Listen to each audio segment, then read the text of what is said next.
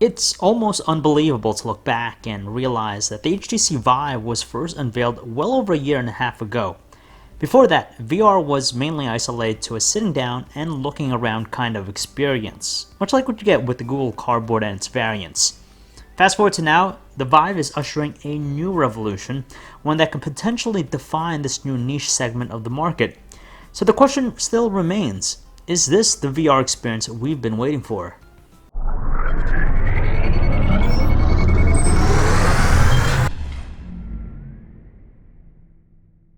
We'll cut straight to the point and say that its design isn't as refined as the Oculus Rift. Even now, it still shows some evidence of appearing to be at that prototype level, like the crater-shaped cutouts on it. When we put it on, the first thing we notice is how much weight is packed into the headset. It's really weighty, and something that becomes more prevalent once it covers our eyes. Despite that, we like the padded cushioning surrounding the headset. It keeps it comfortable to wear even for a period of time. The most distracting part about the design is the thick cable line coming out of it. It's stiff and also limits our ability to react things in the VR world, because if you're not careful, you might end up tripping over it. So you're constantly reminding yourself it's there. Another thing is that you'll need to attach a pair of headphones to the jack that's dangling off the headset. So when you look at it, you could tell that there's an aggressive demeanor with the design of the HTC Vive, and that's a stark contrast to the Oculus Rift. But it's a necessary one because it does live up to the styling that HTC is known for. We'll be frank and say that the HTC Vive is a pain to set up and install, something that took us around an hour to complete. Most of the time was spent on how to configure the base stations. You can place them on the ledges for a quicker process, but we opted instead to wall mount them to achieve maximum coverage.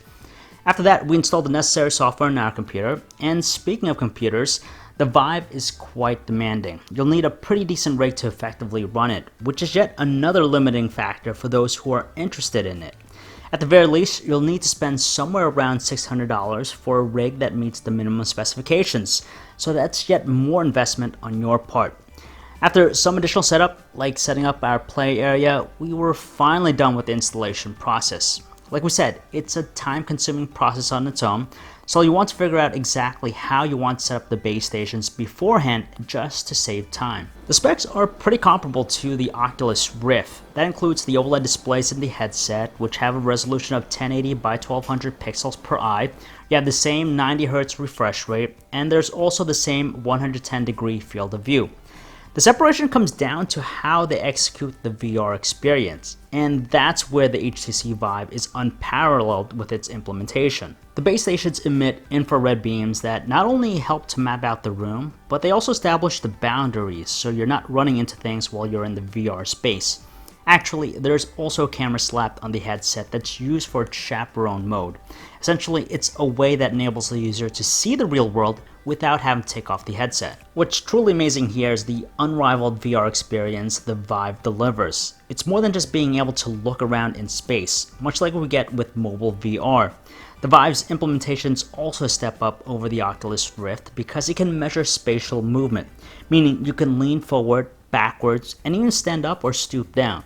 Every minute movement is precisely tracked by the entire system. All of this makes for a cerebral experience like no other. And that, folks, is what virtual reality is all about. Total immersion. Even the controllers are virtualized in the process, so depending on what game or experience you're running, they're visible and become our hands in the VR world. Most first-timers are instantly mesmerized by the Vive's performance, which sets it apart from the rest. The crazy thing too is that there's no one in the rearview mirror who's close to matching what it does at the moment. Games and content can be purchased and downloaded through the Steam store. There's a budding library of content at its disposal, but the vast majority of content built around the Vive's framework have been largely demos, like the Labs, Tilt Brush, or Job Simulator. Now don't get us wrong, they're fantastic in showcasing the Vive's unique VR experience, but they feel more like mini-games, so the enjoyment can sometimes quickly wane due to repetitiveness. You'll find many ports though. Games like Adrift, Eve Gunjack, and Project Cars are also available with the Oculus Rift. While they're fun and visually impressive in their own way, they don't necessarily follow the Vive's recipe in making the entire room our area of play. And this is what we feel that's limiting the Vive's potential at the moment.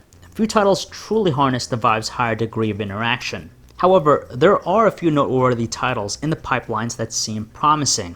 The World War II shooter Front Defense is one that we're excited about because you need to take cover and fire back, while also having to remove empty clips before reloading a fresh one. It'll be interesting to see what developers do when it comes to mixing up the gameplay mechanics with the Vive. They'll obviously need to invent and innovate techniques that can best serve the Vive's platform to its fullest potential. Few games at the moment do justice, but there's still so much more that can be done. When we think of virtual reality, we envision being totally consumed and captivated by the virtual world we're thrown into. That's exactly what the Vive delivers, an experience that makes us feel like we're a part of this alternate reality. Despite the technological advantages it offers, there are still a couple of things preventing it from reaching mainstream success. First, there's the matter of its investment, which starts at $800 for the system itself, and then probably another $600 and up for a rig equipped to handle it. So yeah, you're looking upwards around $1,400 just to get started. It's expensive, and the cost means that it's going to draw in mostly early adopters who are serious about getting into VR. Secondly, the other matter relates to its gaming ecosystem, which is still lacking solid titles. There are barely any exclusives that the Vive can call its own, but there's still light at the end of the tunnel because it seems that some wicked titles are on tap to release for the Vive. The bar has been set. While it has the technological advantage, it still has a long way before being remarked as a truly revolutionary product in the minds of consumers. Even though we're confident that developers will no doubt innovate the gaming experience with the Vive, it's just the amount and frequency that we're worried about. Only time will tell whether or not the Vive will stand the test of time, but it's still the best VR experience out there. And that's our full review of the HTC Vive. Pretty cool. If you ever get a chance to check it out, I do recommend it. So if you guys want to learn more about this, you could check out our website, VR Source, your source for all kinds of reality.